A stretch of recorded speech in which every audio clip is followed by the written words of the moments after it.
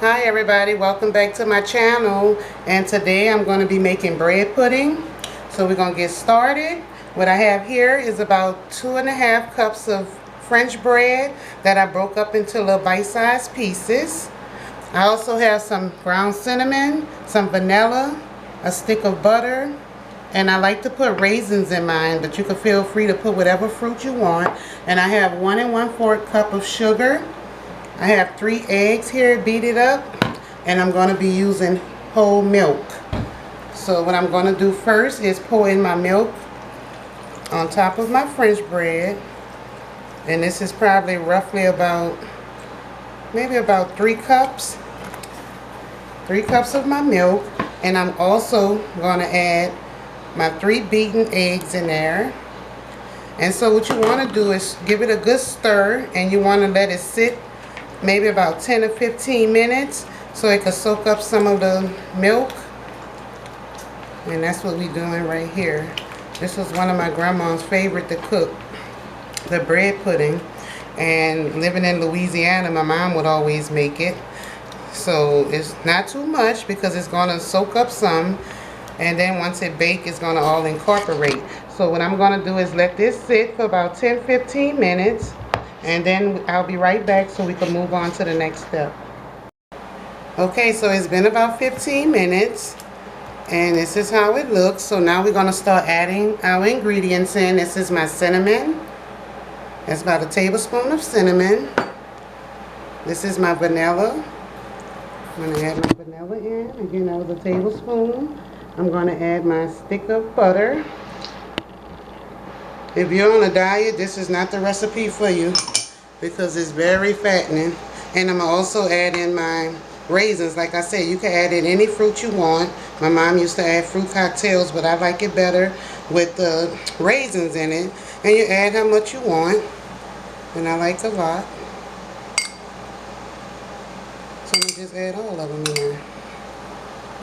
That was about a cup of raisins.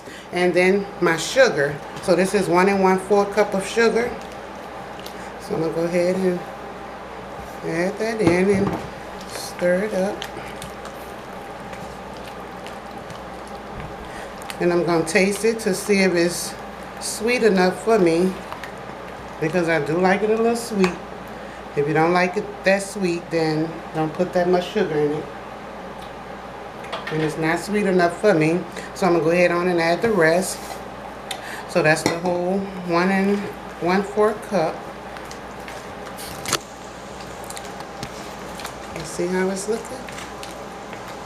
Now it look real wet, but once it goes in the oven and bake, it's going to bake for about 30-35 minutes. It's going to definitely tighten up. So I'm going to give it another taste. You can also use brown sugar too, so it doesn't matter.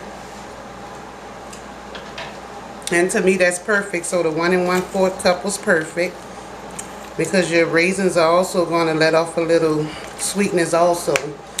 Okay, so what I have here is my cast iron is buttered down, and I'm going to go ahead and pour what I can in here. Make sure I get all my little raisins in here. Okay, just like that. Alrighty, so I'm going to put this inside of my preheated 375-degree oven for, like I said, 30 to 35 minutes until you insert a toothpick in the center and it comes out clean. Then that means it's done. So I'm going to go ahead on and throw this beauty in the oven, and I'll be back to show you guys how it looks when it comes out. Okay guys, and this is how it looks once it come out. This one actually stayed in the oven for an hour, because I did a video before, but it was a little smaller than this, so this was a little more. So it stayed in there for 1 hour. I'm gonna cut a piece out, and I let it sit to cool off. And cut a piece right here. Pan's still kind of warm, So this is how it looks. Smells good. And I'm going to top it with a little caramel sauce. Now you could top it with some, what you call it, a bourbon sauce too. So this is how it looks and how it came out. Now my son, you want to try it for the camera? He's going to try it for the camera and let him know how it tastes on the reel. That's Tracy. Yeah, very good. So good. So if you like this video, make sure you give me a like, a share, and subscribe. And I'm going to cut me a piece. And I hope you guys have a blessed day on purpose. And I'll see you soon.